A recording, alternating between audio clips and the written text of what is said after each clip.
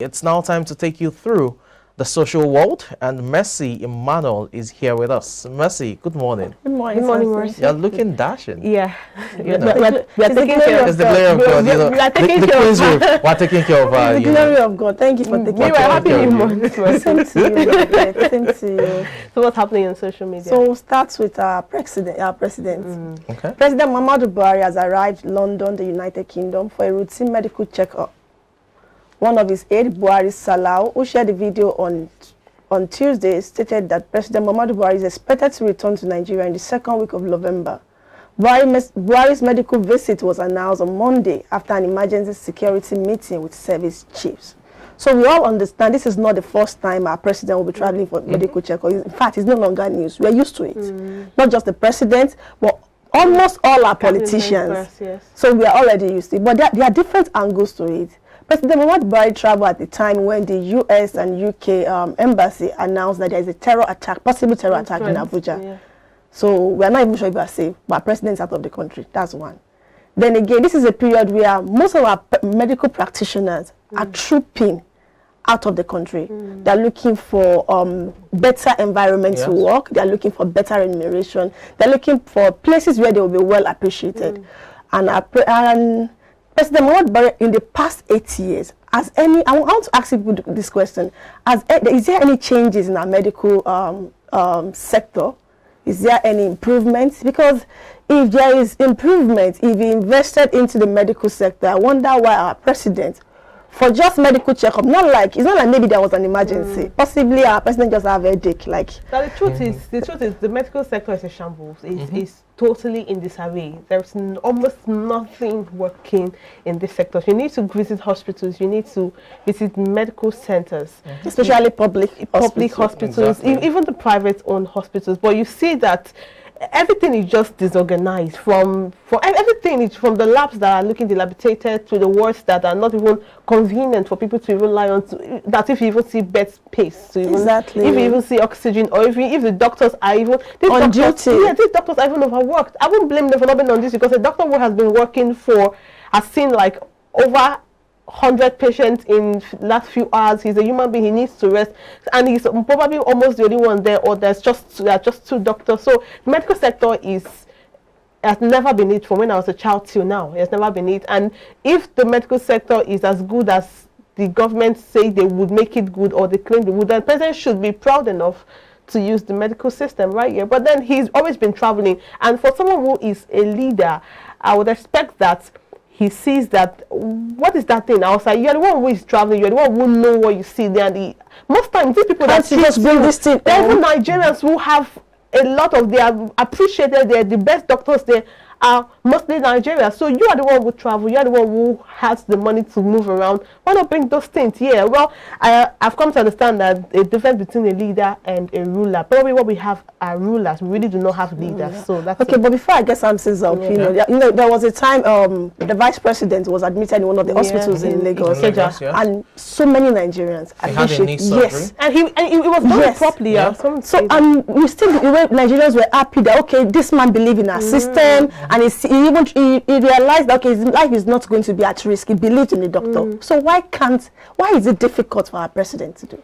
Well, not just the president, no, he's in bone of contention now. Well, for the president, according to his aides at the time when, there was that controversy about frequent medical tourism and all of that, he said his personal doctors that he has been using for years are based there. They're there. So the fact that he's now the president doesn't mean he can simply just change them. That was the argument. Then what happens to leaders leading by example? Now that's the thing. Well, you can't also fault the man, but I understand where folks will come from, that it's the taxpayers' money spending on those trips. So you can always have that argument. The aides came up with that, line of thought or defense that these are doctors he has been using for decades, and he can't just suddenly change them because that defense doesn't really make so much sense. Well, it depends. It's vague. Well, it's not even sensible to the human mind. That's funny. It depends, though. We do not know the medical condition. If there's a serious underlying medical condition,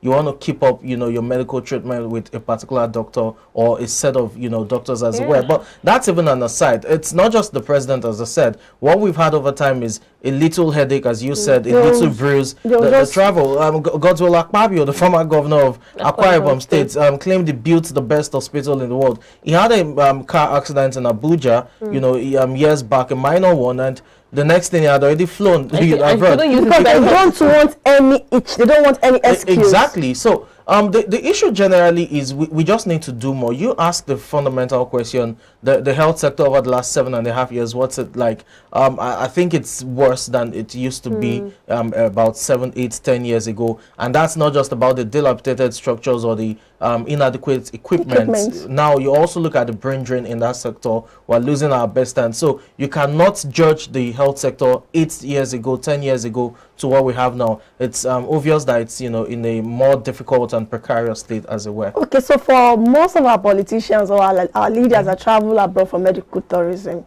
so what happened when they get there and they now realize it's a Nigerian doctor that's attending to them? What you don't believe in at home?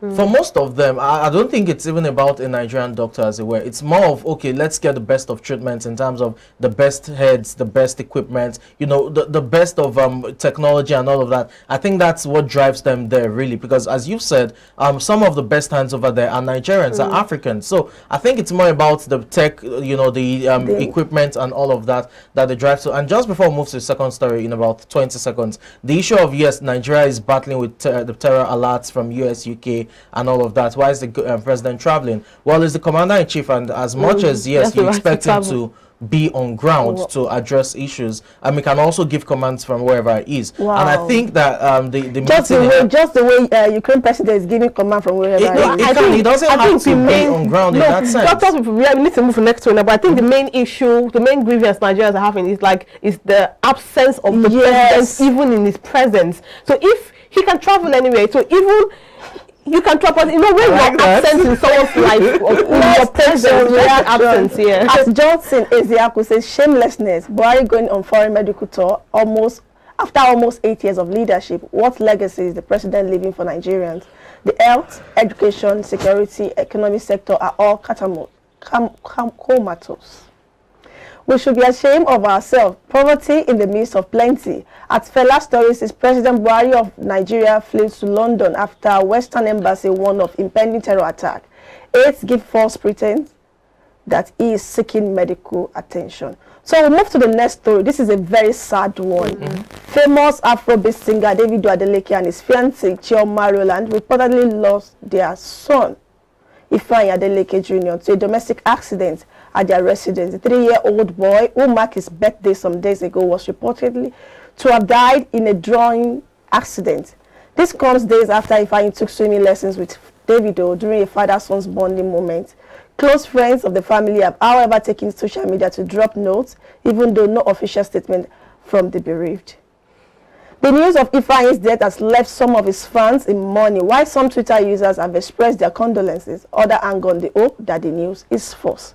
This is actually a very sad one. When I read the story this morning, I was not happy at all. Because I can't judge them. I don't know what really happened, but no human being should experience this. It was sad. It was about past 11 p.m. I was just about to retire for the night, and then I just went on social media and I saw that. At the point I was like, hope people are not using this to chase clout. But then on the other hand, I slept hoping that was a joke. But this morning it was all over social media, and Ediola Bosmos posted, she's close to them. And a lot of persons, I am not the mother, I don't even know them, but the pain I felt, it was so hurting, and I could imagine how but you can't even blame parents, because children these days are hyper. You don't even know. They want to do everything. And they want to try everything. Davido just taught his son how to swim recently. Maybe the boy wants to just go, but then there are people around. We really can't blame people. Someone was saying the parents were careless, but then you can't even apportion because children these days, you can just be and the next minute disappear. They're playing with electric, and how did you get there? So it's sad, and I feel really pain, and I just hope the parents are able to. Let's just take some reaction. At Kemfa one said, "This is so sad. May God rest the little kid's soul and comfort the family." At Dekapa 01 said, "This is sad. May God give Adeleke family the fortitude to bear the irreparable loss. No parent deserves to go through this agony." It is so sad. blessing. Sad. You know, it reminds one of you know, the Banj as well. It's really Still sad. drowning, yeah. Yes. Yeah, the issue of drowning as well. It's just difficult to put into words. I walked way into, you know, the wee hours of today. I think I was up till like past 3, and when I finished working, I just went online to, you know, follow up on the latest basketball matches that were going on, and I noticed, oh, that was the trend. What was happening? And I saw the stories. There were talks of Badmos, Eniola Badmos posting, deleting. So you were not even sure if it was true or not, you know. But at the end of the day, it's not something anyone wants to go through, and I just wish that the family has that strength at this time, especially Davido. He has lost so many close friends, you know, over the last 4 or 5 years. This would definitely, you know, drive home painfully. So we wish him God's, you know, strength at this time. Yeah. Well, thank you, Mercy. Thank you. And running up on a very sad note, right? But then do not forget, in every sad situation, there's always something to look forward to. Well, it's difficult to say this when it comes to losing a child, but then just look at it from the breast side of life. A miracle can still happen. But let's look at the quote for the day, talking about situation from Maria Folio, and she said, "Not having the best situation, but seeing the best in your situation is the key to happiness." I'll just leave it here. Assimilate it and think about it. Many thanks for joining us today. Do want to join us tomorrow, same time, same station. My name is Margaret Opera. Have a wonderful Tuesday and happy new month. And I'm Mercy Manuel. Have a fantastic November. Do have a great day. I'm Samson Olede.